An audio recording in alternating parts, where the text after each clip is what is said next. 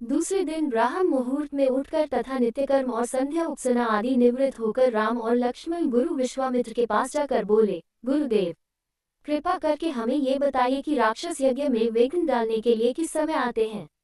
ये हम इसलिए जानना चाहते हैं कि कहीं ऐसा न हो कि हमारे अनजाने में ही वे आकर उपद्रव मचाने लगे। दशरथ के वीर पुत्रों के इन उत्साह भरे इन वचनों को सुनकर वहां पर उपस्थित समस्त ऋषि मुनि अत्यंत प्रसन्न हुए और बोले, हे रघुकुल भूषण राजकुमारों, यज्ञ की रक्षा करने के लिए तुमको आज से 6 दिनों तथा रात्रियों तक पूर्ण रूप से सावधान मुद्रा में और सजग रहना होगा। इन 6 दिनों में विश्वामित्र जी मौन होकर यज्ञ करेंगे। इस समय भी वे तुम्हारे किसी भी प्रश्न का उत्तर नहीं देंगे क्योंकि वे यज्ञ की दीक्षा ले चुके हैं। सूचना पाकर राम और लक्ष्मण दोनों भाई अपने समस्त शस्त्रास्त्रों से सुसज्जित होकर यज्ञ की रक्षा में तत्पर हो गए। 5 दिन और 5 रात्रि तक वे निरंतर बिना किसी विश्राम के सतर्कता के साथ यज्ञ की रक्षा करते रहे, किंतु इस अवधि में किसी भी प्रकार की विघ्न बाधा नहीं आई।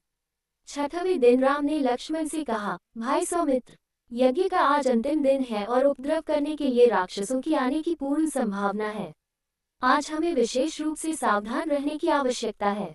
तनिक भी असावधानी से मुनिराज का यज्ञ और हमारा परिश्रम निष्फल और निरर्थक हो सकते हैं। राम ने लक्ष्मण को अभी सचेष्ट किया ही था कि यज्ञ सामग्री, चमस, समिधा आदि अपने आप भभक उठे। आकाश से ऐसी ध्वनि आने लगी जैसे मेघ गरज रहे हों और सैकड़ों बिजलियां तड़क रही हों। इसके पश्चात मारीच और सुबाहु की राक्षसी सेना रक्त, मांस, मज्जा, अस्थियों आदि की वर्षा करने लगी। रक्त गिरते देखकर राम ने उपद्रवकारियों पर एक खोजपूर्ण दृष्टि डाली। आकाश में मायावी राक्षसों की सेना को देखकर राम ने लक्ष्मण से कहा, लक्ष्मण, तुम धनुष पर शरसंधान करके सावधान हो जाओ। मैं मानवास्त्र चलाकर इन महापापियों की सेना का अभी नाश किए देता हूँ। ये कहकर राम ने असाधारण फुर्ती और कौशल का प्रदर्शन करते हुए उन पर मानवास्त्र छोड़ा। मानवास्त्र आंधी के वेग से जाकर मारीच की छाती में लगा और वह उसके वेग के कारण उड़कर 100 योजन अर्थात 400 कोस दूर समुद्र में जा गिरा। इसके पश्चात राम ने आकाश में आग्नेयास्त्र फेंका जिससे अग्नि की एक भयंकर ज्वाला प्रस्फुटित हुई और उसने सुबाहु को चारों ओर से आवृत कर लिया। इस अग्नि की ज्वाला ने क्षण भर में उस महापापी को जलाकर भस्म कर दिया। जब उसका जला हुआ शरीर पृथ्वी पर गिरा तो एक बड़े जोर का धमाका हो जा। उसके आघात से अनेक वृक्ष टूटकर भूमि पर गिर पड़े।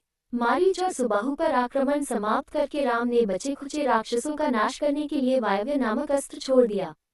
उस अस्त्र के प्रहार से राक्षसों की विशाल सेना के वीर मर मर कर ओलों की भांति भूमि पर गिरने लगे। इस प्रकार थोड़े ही समय में संपूर्ण राक्षसी सेना का नाश हो गया।